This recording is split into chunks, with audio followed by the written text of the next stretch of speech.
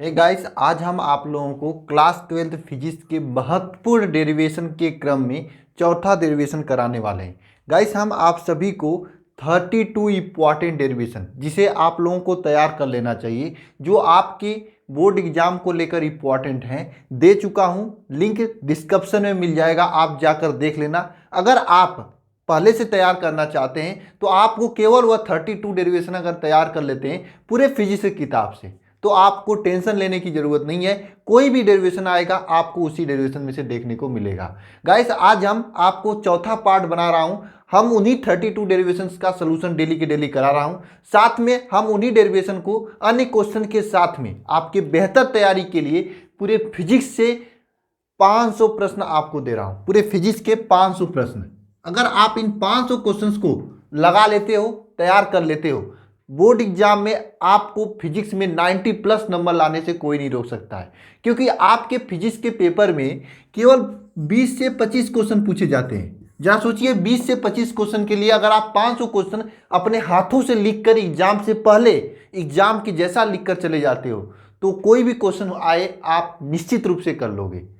Guys, इसके लिए हम आपको डेली 10 क्वेश्चन दे रहे हैं। 10 क्वेश्चन कहां पे दे रहे हैं? टेलीग्राम पर दे रहे हैं। टेलीग्राम का लिंक नीचे डिस्क्रिप्शन में मिलेगा, आप जाकर खोल सकते हैं। लेकिन कुछ दिनों से मैं देख रहा हूं कि लिंक के जरिए टेलीग्राम नहीं खुल रहा है, कुछ टेक्निकल एरर वगैरह आ गया है। तो आप सभी लोग टेलीग्राम ऐप को डाउनलोड करके आईडी पासवर्ड जो कुछ बनाना है बना लेना। उसके बाद उस पर अल्फा इंस्टीट्यूट सर्च कर लेना। वहाँ पे मेरा जो अल्फा इंस्टीट्यूट का ऑफिशियल चैनल है, टेलीग्राम चैनल, वह मिल जाएगा। मिलने के बाद आप आसानी से उसके अंदर चले जाना। वहाँ पे आपको खुद ही डीपीपी भी मिलेगा, डीपीपी का सलूशन भी मिलेगा। आप सभी लोग डेली के डेली डीपीपी को सॉल्व करते रहिए। सॉल्व करके आप मुझे भेजिएगा। ये नहीं सॉल्व करके आप अपने आप रख लें, सॉल्व करके मुझे भेजिएगा, क्योंकि हजारों स्टूडेंट भेजते हैं। मैं डीपीपी डालता हूँ, 1 से 2 घंटे के अंदर हजारों स्टूडेंट भेज देते हैं। और जिसमें उसमें से जिसका एकदम अच्छा होगा उसका मैं सलूशन डाल दूंगा टेलीग्राम पर साथ में। और जो कुछ आप लोग गलती करोगे लिखने में, उन सभी गलतियों को मैं आपको बताऊंगा। आप धीरे धीरे गलतियों को सुधारते जाओगे। एग्जाम आते आते आपकी पूरी गलती सुधर जाएगी और एक एक क्वेश्चन का तरीका जान जाओगे कि मुझे डेरिवेशन कैसे करना है, डेरिवेशन में जो फिगर है उसे कैसे बनाना है, न्यूमेरिकल क्वेश्चन कैसे करना है, रिएक्शन कैसे करना है। एक एक चीज आप लोग कंप्लीट हो जाएगा। अगर आप ऐसा कर लेते हो, फिजिक्स और केमिस्ट्री में बोर्ड एग्जाम में 90 प्लस लाने से कोई नहीं रोक सकता है, अगर आप इन 500 क्वेश्चन का कर लेते हो। क्योंकि मैं केमिस्ट्री का भी ऐसा ही सीरीज लेके चल रहा हूं। गाइस, सभी लोग कर लेना। कुछ लोगों की एक समस्या होती है, सर मैं भेज नहीं पाता हूं, लिखता हूं या लिखती हूं लेकिन भेज नहीं पाता हूं। कुछ लोग कमेंट बॉक्स में कमेंट कर रहे थे। मैं हमेशा सोचता हूं बता दूं आप लोगों को, लेकिन भूल जाता हूं बताने के लिए। देखो, भेजना कैसे, आपको क्या करना है, जो टेलीग्राम नंबर है 93 से है शायद मेरा नंबर, मुझे खुद ही नहीं याद है, मेरी टेक्निकल टीम को याद होगा। मोबाइल भी उधर चला गया, चलो जाने दो, ठीक है। 93 से नंबर है। नंबर जो है आपको मिल जाएगा कहाँ पे? टेलीग्राम पर ही मिल जाएगा। अल्फा इंस्टीट्यूट सर्च करोगे, टेलीग्राम चैनल मिलेगा, तो वहाँ पे बगल में जाओगे तो नंबर मिल जाएगा। या फिर जिन्हें मालूम हो लोग कमेंट बॉक्स में कमेंट कर देना नंबर, ताकि जिन स्टूडेंट को नहीं मिल रहा है उनको मिल जाए। बहुत से स्टूडेंट है जिन्हें मेरा नंबर मालूम है, तो उसी नंबर को आप अपने मोबाइल में सेव करोगे, टेलीग्राम ऐप डाउनलोड करोगे, तो वहाँ पे जैसे आप लोग व्हाट्सएप पे मैसेज भेजते हो ना, उसी तरह से भेजने का ऑप्शन आएगा। आप इजीली वहाँ पर अपना जो कुछ भी लिख कर पीडीएफ वगैरह या कॉपी वगैरह को भेज सकते हो। और जो भी समस्याएं आप मुझे टेलीग्राम पर कॉल करके या टेक्स्ट मैसेज के जरिए आप हमसे बातें कर सकते हो आसानी से। तो गाइस, चलिए आज हम जो है फिजिक्स के जो डेरिवेशन कराने वाले थे उसको डेरिवेशन करा लेते हैं। और बहुत ही महत्वपूर्ण डेरिवेशन है आप सभी के लिए। वैसे मुझे मालूम है कि आप सभी लोग, जब मैं ये डीपीपी में ये क्वेश्चन दिया था, जब डीपीपी में शायद तीसरे डीपीपी या दूसरे डीपीपी में क्वेश्चन दिया था, जब मैं दिया था तब आप लोग किए थे। लेकिन आज मैं फिर से करा रहा हूं, जिन्हें आ रहा है वो लोग भी देखेंगे, जिन्हें नहीं आ रहा है वो लोग तो ध्यानपूर्वक देखेंगे। और सभी लोग कंसंट्रेशन के साथ देखेंगे। 2-4-10 मिनट में कुछ नहीं हो जाता है। अगर आप 2-4-10 मिनट डेली देखते हो तो आपको एक एक डेरिवेशन याद हो जाएगा। एग्जाम के टाइम में रिवीजन करने की झंझट नहीं रहेगा। और एक बात और जान लीजिए, ये जो 500 क्वेश्चन है इसमें सभी प्रकार के प्रश्न हैं। चाहे आपके न्यूमेरिकल्स हैं, 100 न्यूमेरिकल्स भी इसमें दिए जाएंगे, डेरिवेशन भी दिए जाएंगे, और आंकिक और जो बहुविकल्पी प्रश्न है उसे भी देंगे। आगे चल के हम अति लघुत्तरी प्रश्न भी देंगे। यानी कुछ भी नहीं छूटेगा इस 500 प्रश्न में। और दूसरी बात, एक चीज और सुन लीजिए, मैं चैप्टर वाइज दे रहा हूं इसको। अभी तक हम अभी लाइट में नहीं पहुंचे हैं, अभी हम विद्युत चुंबकीय तरंग फिजिक्स में दे रहे हैं, ठीक है। जल्दी लाइट तक पहुंचेंगे। चलिए गाइस, शुरू करते हैं तब। गाइस, जो डेरिवेशन आज हम कराने वाले हैं, आज हो सकता है मैं 2 डेरिवेशन आपको करा दूं, ठीक है।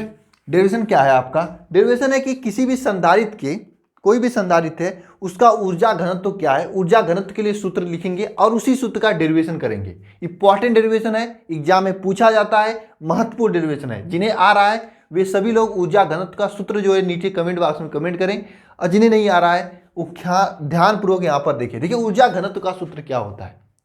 ऊर्जा घनत्व, घनत्व का मतलब क्या होता है? द्रव्यमान बटे आयतन, ये होता है ना घनत्व का सूत्र। घनत्व बराबर क्या होता है? घनत्व बराबर द्रव्यमान बटे आयतन, यही सूत्र होता है घनत्व का। घनत्व का तो यही सूत्र होता है, द्रव्यमान बटे आयतन। अरे यार आप लोग पढ़े होंगे ना घनत्व का विमा क्या होता है? ml-3। विमा उमा याद करिए रे आप लोग सभी कर, मतलब जितना भी विमा है सभी दिमाग में रखे रहिए। आगे चल के आपको बहुत से कॉम्पिटिटिव एग्जाम देना है। और मैं आपको बताया था ना वो टैबलेट वाली योजना, हो सकता है वो भी योजना आप लोगों को मिल जाए। तो अगर कोई भी कॉम्पिटिटिव एग्जाम देना है तो तैयार रहिए आप लोग पहले से। तो ये घनत्व बराबर होता है द्रव्यमान बटे आयतन, और इसका विमा ml-3 होता है। यही होता है ना, यही होता है ना। ये तो आपका घनत्व की बात आती है, लेकिन यहां पर ऊर्जा घनत्व की बात है। किसके? संधारित्र के ऊर्जा घनत्व की बात है। किसकी बात है भाई साहब? संधारित्र की। संधारित्र, देखिए हिंदी हिंदी थोड़ा हमारा गलती हो जाएगा तो आप लोग परेशान मत होना। संधारित्र की ऊर्जा घनत्व। अब देखिए कनेक्टिव कैसे करते हैं यहाँ पर ऊर्जा घनत्व। भाई साहब जब आप लोग घनत्व के बराबर क्या पढ़े हो? द्रव्यमान बटे आयतन। अब संधारित्र के ऊर्जा घनत्व के बराबर क्या लिखोगे? क्या लिखोगे? ऊर्जा बटे आयतन। ठीक है, अब ये ऊर्जा किसका होगा? संधारित्र की ऊर्जा होगी। संधारित्र की,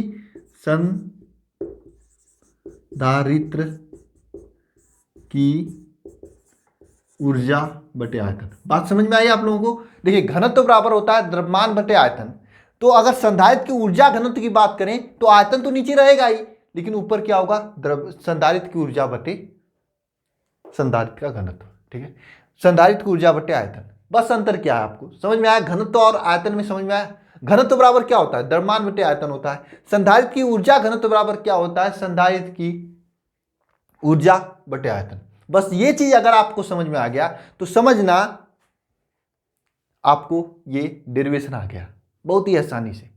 बस ये पॉइंट, और इसी जगह सब लोग कंफ्यूज करते हैं। अब सूत्र क्या होता है उसको मैं डेरिवेट करके ही दिखाऊंगा, लेकिन पहले इस पॉइंट को समझना। क्या होता है? संधारित्र की ऊर्जा घनत्व, संधारित्र की ऊर्जा बटे आयतन। घनत्व इज इक्वल टू क्या होता है? द्रव्यमान बटे आयतन। कुछ तो दिक्कत नहीं होनी चाहिए। ठीक है, इस चीज को अपने दिमाग में बैठा लेना। तो हम आगे चलते हैं। ठीक है, इसको रब करते हैं। अब कैसे इसको डेरिवेट करेंगे देखना।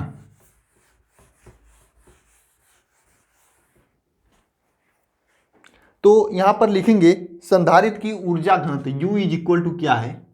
क्या? संधारित्र की ऊर्जा बटे संधारित्र के प्लेटों द्वारा गिरा गया आयतन।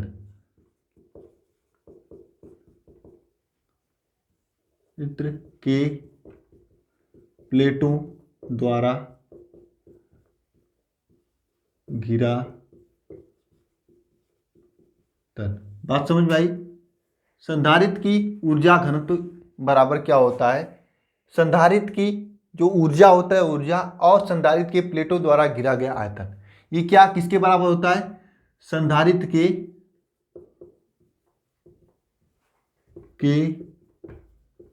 ऊर्जा घनत्व। संधारित्र के ऊर्जा घनत्व के बराबर होगा। क्या होगा? कैसा क्या होगा? बात समझना फिर से। संधारित्र की ऊर्जा बटे संधारित्र के प्लेटों द्वारा गिरा आयतन। ठीक है, ये संधारित्र की ऊर्जा के बराबर होगा। आपको मैंने समझाया कैसे होगा, इसमें कोई समस्या नहीं आनी चाहिए। अब आपको मालूम होना चाहिए संधारित्र की ऊर्जा U बराबर क्या होता है? संधारित्र की ऊर्जा क्या होती है? संधारित्र की ऊर्जा U इक्वल टू क्या होता है? Half CV²। यही तो होता है ना संधारित्र की ऊर्जा। किसी को दिक्कत तो नहीं होना चाहिए इसमें। Half CV², के² CV²। संधारित्र की ऊर्जा क्या होती है? Half CV²। तो हम क्या करेंगे यहाँ पर? संधारित्र की ऊर्जा क्या होती है, use equal to half CV²। ये संधारित्र की ऊर्जा होती है, ठीक है। अब फिर संधारित्र के प्लेटों के मध्य घिरा हुआ क्षेत्रफल ज्ञात करिए, क्योंकि यहाँ पर आपका आयतन पूछा गया है। तो संधारित्र के प्लेटों के मध्य घिरा आयतन कैसे ज्ञात करोगे? संधारित्र के प्लेटों के मध्य घिरा आयतन कैसे ज्ञात करोगे? क्षेत्रफल A हो जाएगा इंटू प्लेटों के बीच की दूरी D, यही तो होगा ना। आयतन इज इक्वल टू क्या होता है, क्षेत्रफल गुणे उनके बीच की दूरी। देखो क्या होता है, लंबाई गुणे चौड़ाई गुणे ऊंचाई, यही आयतन का सूत्र होता है। लंबाई गुणे चौड़ाई क्या होता है, क्षेत्रफल होता है। ऊंचाई को हम D मान लिए, ठीक है, यही है आपका। तो क्षेत्रफल इंटू घनत्व क्या होता है, ये दूरी D, ठीक है। जैसे दो संधारित्र होता है ना, इनके बीच की ये दूरी आपका D है। ये दो संधारित्र है तो इनके बीच की दूरी D, यानी क्षेत्रफल इंटू D, इनके बीच की दूरी आपका ये संधारित्र के प्लेटों के मध्य घिरा आयतन हो जाएगा। अब आपको क्या करना है, इस समीकरण से आप समझ गए होंगे क्या करना है, मुझे बताने की जरूरत नहीं है, ठीक है। अब मैं इतना जीरो से क्यों लेकर चला हूं, मुझे मालूम जिनको आ रहा होगा वो भी आसानी से कर लिए होंगे, लेकिन क्या करूं, मजबूरी है। कुछ स्टूडेंट हैं उनको समस्याएं आती हैं, और आप लोग भी ध्यान रखना, अभी आ रहा है ये नहीं मतलब कि 4 महीने बाद भी आएगा। जब तक अगर आप यहाँ से इस तरीके से पढ़ोगे तो क्या होगा, अगर आपको घनत्व तो दिमाग में रहेगा तो आप आसानी से कर लोगे ना। इसमें कुछ नहीं करना है, वही ऊर्जा बटे आयतन करना है। आप लोग ऊर्जा का सूत्र जानोगे, हाफ CV², आयतन इंटू A इंटू D।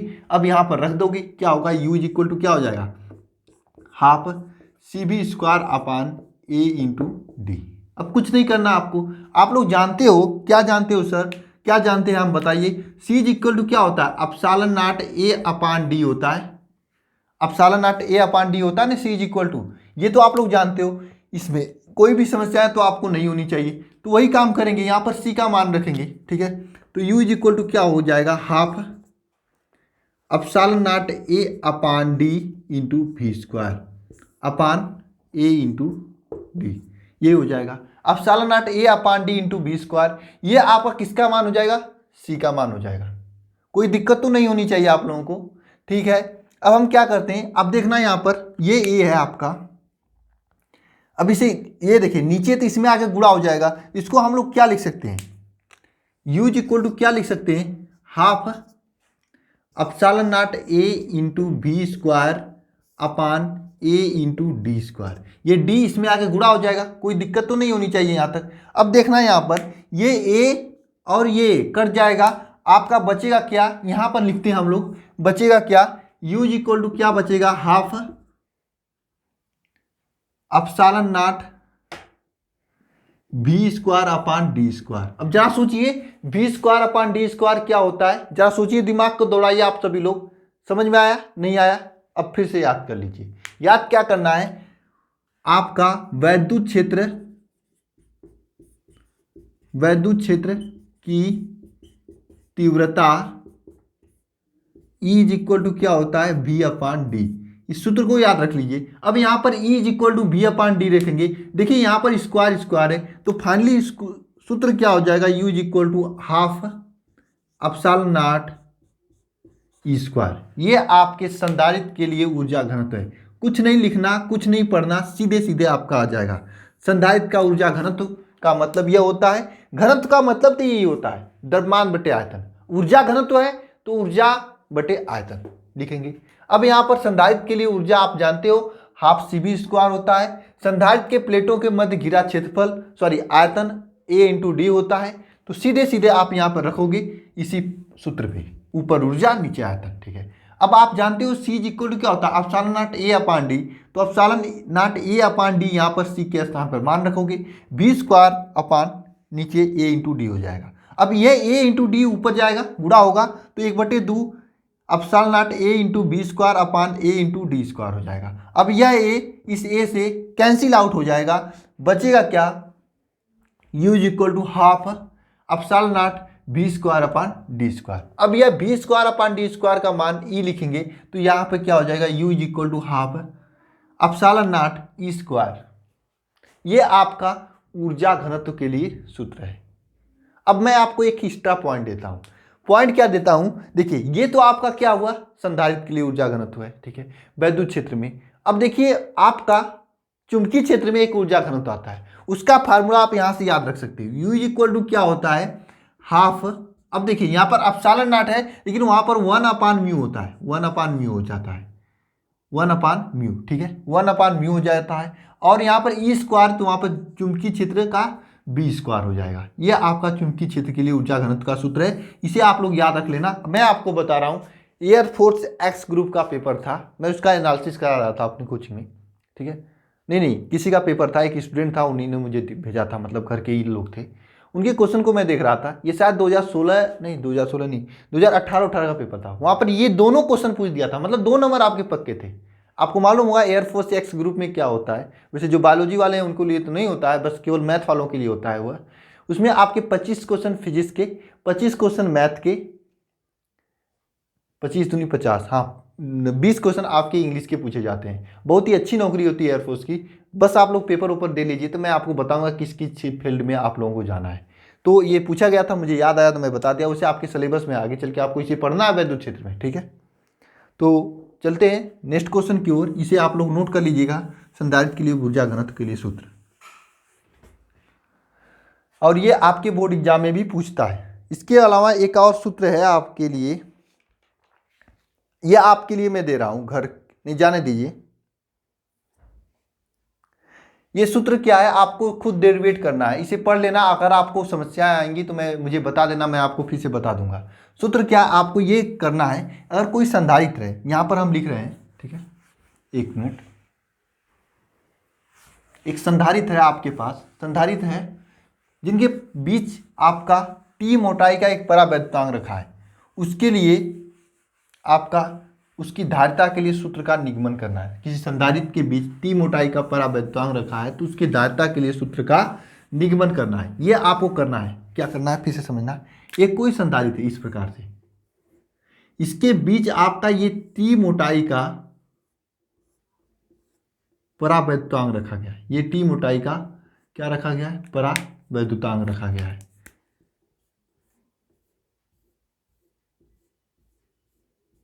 इसकी मोटाई क्या है, टी है, ठीक है। ये कोई संधारित्र है, इसके बीच आपका टी मोटाई का परावैद्युतांक रखा गया है, और इसके बीच की दूरी क्या है, डी है, ठीक है। इसके बीच की दूरी क्या है, डी है। तो इस संधारित्र के कारण वैद्युत क्षेत्र की तीव्रता आपको ज्ञात करनी है। क्या ज्ञात करनी है, संधारित्र की धारिता ज्ञात करनी। तो इस संधारित्र के लिए संधारित्र की धारिता C इक्वल होता है epsilon naught A upon D minus T, यानी कि इसमें से इसकी मोटाई घटा दी, इन प्लस टी अपान के फैरेड, ये होता है। तो इसे आपको प्रूफ करना है, बहुत ही इजी तरीके से प्रूफ होता है। आज मैं नहीं बता रहा हूं आप लोगों को, कहोगे तो कल बता दूंगा, अगर नहीं कहोगे तो नहीं बताऊंगा, ठीक है। क्योंकि अगर आप लोग अपने से पढ़ लेते हो तो पढ़ लेना इसे, क्योंकि मैं इसका ये वाला सूत्र का डेरिवेशन कराया हूं। ये C equal to epsilon naught A upon D वाला सूत्र का, इसका मैं डेरिवेशन कराया हूँ। लेकिन टी मोटाई के बीच में रख दिया जाता है, इसका डेरिवेशन नहीं कराया हूँ, और ये इंपॉर्टेंट है आपके बोर्ड एग्जाम के लिए। तो इसे भी तैयार कर लेना, ठीक है, दोनों तैयार कर लेना। मैं इसका डेरिवेशन कराया हूँ, ऊर्जा घनत्व तो करा दिए, और एक ये, अगर ये तीनों कर लेते हो तो इस चैप्टर से और ज़्यादा नहीं, संधारित्र से कोई क्वेश्चन नहीं है आपके बोर्ड एग्जाम के लिए इंपॉर्टेंट। तो इसे कर लेना आप लोग तैयार। मिलते हैं नेक्स्ट वीडियो में। धन्यवाद आप सभी को।